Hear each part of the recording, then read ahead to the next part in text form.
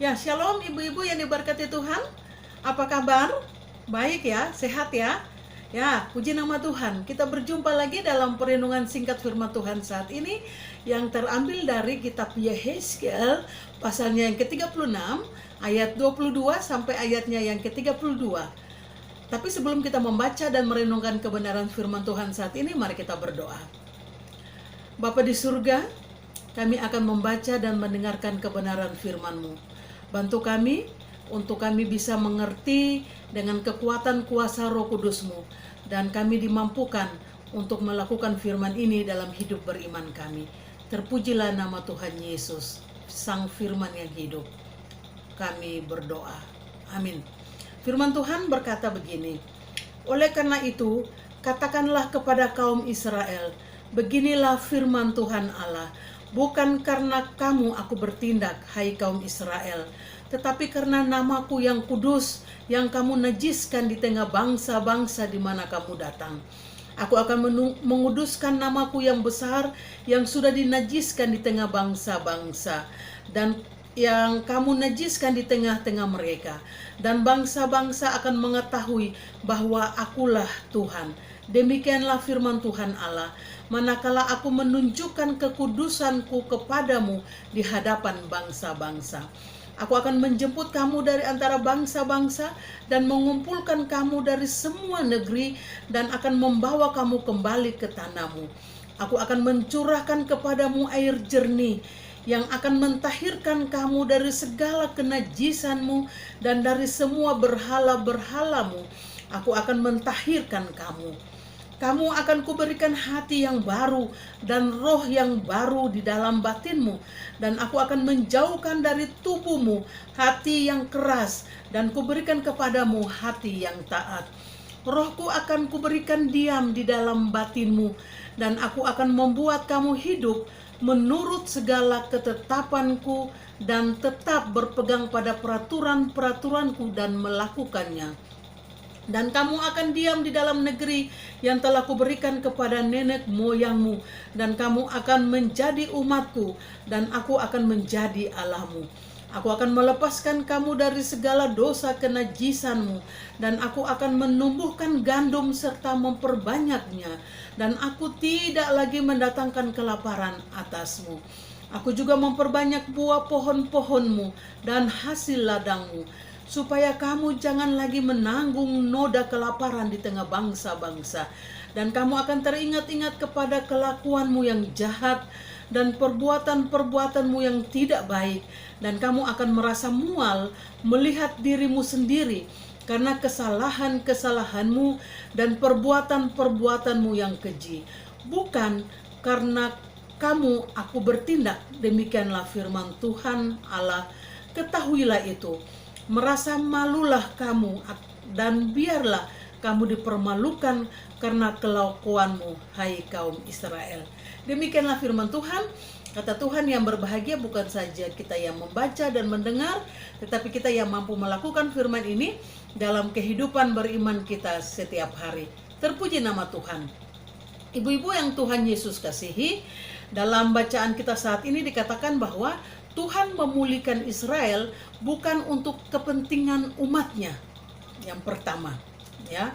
Pada ayat 22 bacaan kita dengan tegas Tuhan menyatakan bahwa ketika Ia membawa pulang umatnya dari pembuangan, itu bukan untuk mereka yang tegar tenguk, bukan mereka yang keras kepala, bukan mereka yang kepala batu yang orang timur katakan. Semuanya itu dilakukan Tuhan untuk memulihkan kekudusan namanya yang telah dinajiskan oleh Yehuda. Bagaimana cara Tuhan memulihkan dan menguduskan namanya? Dikatakan pada ayat 24 sampai ayatnya yang ke-30 bacaan kita tadi. Yang pertama yang Tuhan lakukan adalah Tuhan akan menjemput mereka. Ya, dikatakan Tuhan akan menjemput mereka pada ayatnya yang ke-24.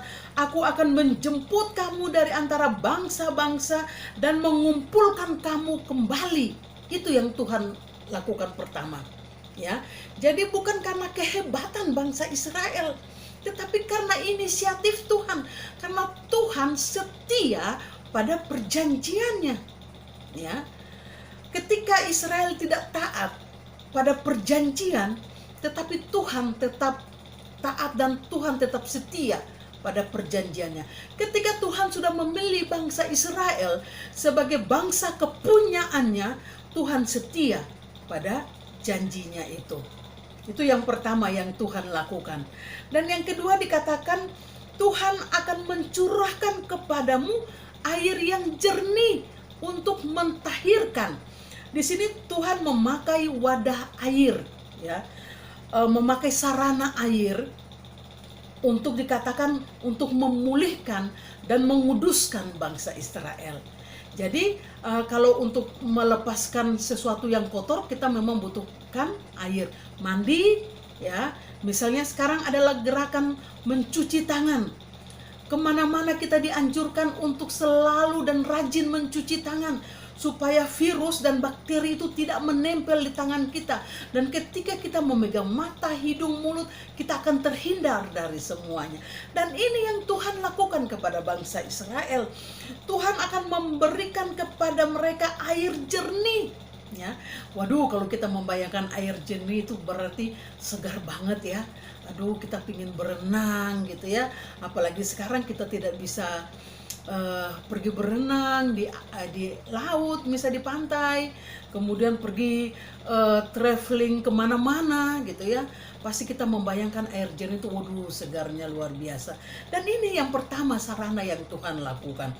Dan ketika Tuhan sudah mentahirkan mereka, yang Tuhan lakukan adalah ibu-ibu, Tuhan akan memberikan mereka hati yang baru gitu ya.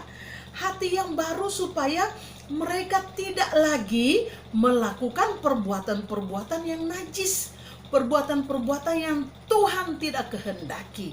Dan lebih dari itu, Tuhan katakan Tuhan akan memberikan roh yang baru dalam batinmu. Bahkan janji Tuhan ini tidak main-main. Tuhan akan memberikan roh Tuhan diam di dalam batin bangsa Israel, supaya mereka bisa melakukan segala ketetapan, segala peraturan-peraturan dan hidup menurut semuanya itu. Gitu ya, ibu-ibu yang Tuhan Yesus kasihi. Dan dikatakan begini, setelah bangsa Israel dipulihkan, ya, ditahirkan, diampuninya, Tuhan memberikan janji berkatnya. Janji berkat yang Tuhan katakan kepada bangsa Israel itu antara lain pada ayatnya yang ke 29, Tuhan tidak akan mendatangkan kelaparan atas bangsa Israel. Tuhan akan memperbanyak buah pohon-pohonmu dan hasil ladangmu. Gitu Tuhan katakan ya. Bahkan Tuhan katakan begini, Tuhan sendiri yang akan memperbanyak. Tuhan akan menumbuhkan gandum serta memperbanyaknya. Luar biasa ya. Ketika bangsa Israel tidak taat dan setia, Tuhan tetap setia. Gitu ya. Pelajaran penting yang perlu kita ambil dari firman Tuhan saat ini. Dan hal itu dilakukan oleh Tuhan supaya bangsa Israel itu tahu diri, gitu ya. Supaya bangsa Israel itu malu sebagai umat kepunyaan Tuhan. Supaya bangsa Israel tidak lagi melakukan perbuatan-perbuatan yang Tuhan tidak inginkan. Dan yang perlu kita ambil saat ini adalah yang pertama, ibu-ibu yang Tuhan Yesus kasihi, bukan karena kita yang memilih untuk menjadikan Tuhan Yesus Kristus sebagai Tuhan dan Juru Selamat kita pribadi dan persekutuan kita, tetapi karena Tuhan yang memilih kita. Itu yang pertama yang harus kita ingat. Dan ketika Tuhan sudah memilih kita sebagai anak-anaknya, sebagai umat kepunyaannya, janji-janji Tuhan akan Tuhan genapi bagi kita. Dikatakan, kalau selama ini kita sudah hidup jauh dari kasih dan kehendak Tuhan, ya, kita melakukan hal-hal yang tidak Tuhan kehendaki, ya, hidup jauh, kita mungkin jarang berdoa, jarang bersekutu, gitu ya, masih ada iri hati, masih ada kesombongan karena kekuatan kita, karena kehebatan materi kita, karena kepintaran kita, karena jabatan kita, karena dan sebagainya ya.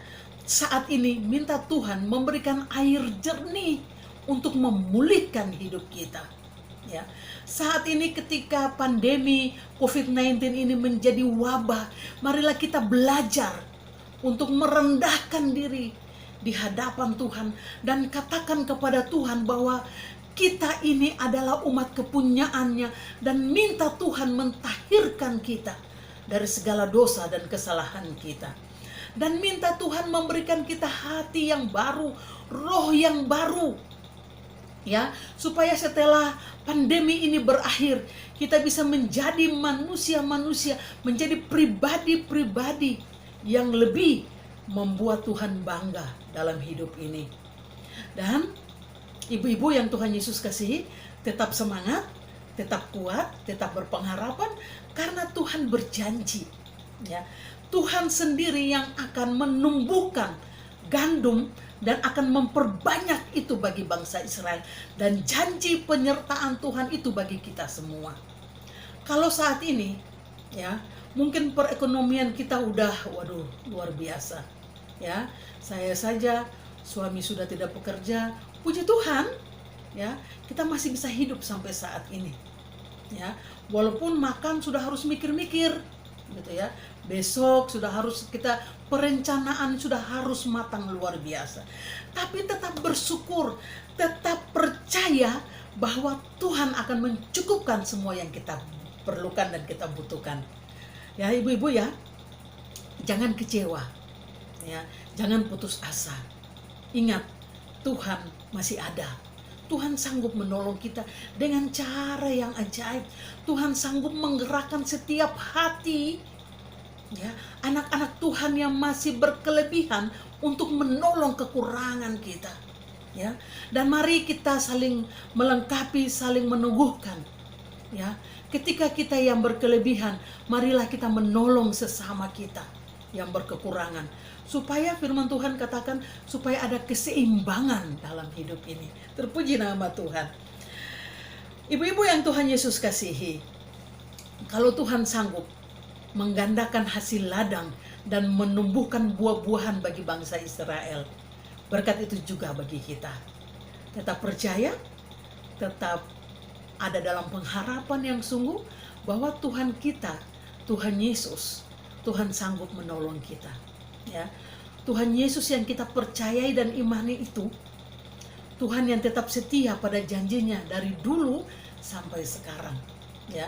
Bahkan dia sanggup membuat 5 roti menjadi 5.000 orang bisa makan, bahkan lebih sisa. Dengan 2 ekor ikan Tuhan sanggup membuat orang makan sampai berkelimpahan ya. Janji penyertaan Tuhan itu juga masih berlaku bagi kita. Minta kepada Tuhan ya, dan Tuhan akan memulihkan hidup kita. Mari kita berdoa. Terpujilah namamu Tuhan. Kami tetap percaya sungguh Tuhan bahwa semua hidup kami ada dalam pengetahuan dan pengendalian-Mu Bapa.